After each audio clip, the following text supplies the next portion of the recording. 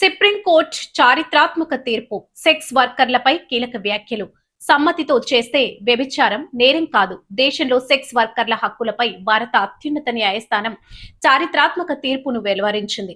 ఇష్టపూర్వకంగా వ్యభిచార వృత్తిని ఎంచుకోవడం చట్ట ప్రకారం నేరం కాదు.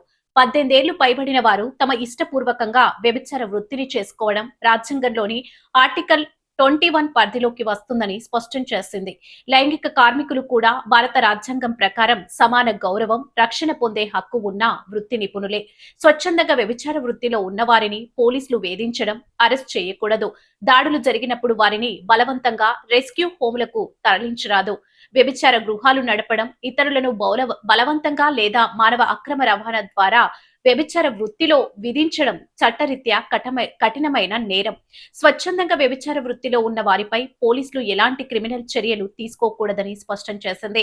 సెక్స్ వర్కర్ల పట్ల పోలీసులు క్రూరంగా ప్రవర్తించవద్దని, వారిని మానసికంగా వేధించరాదని కోర్టు ఆదేశించింది. వారికి కూడా గౌరవంగా బతికే హక్కు ఉందని గుర్తు చేసింది. మైనర్లను వ్యభిచార వృత్తిలోకి దించితే కఠిన చర్యలు ఉంటాయని హెచ్చరించింది.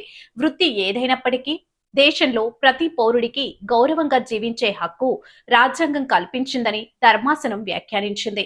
ఈ తీర్పు దేశంలోని సెక్స్ వర్కర్ల జీవితాల్లో భద్రతను, సామాజిక గుర్తింపును తీసుకువస్తుందని నిపుణులు, మానవ హక్కుల సంఘ నేతలు అంటున్నారు.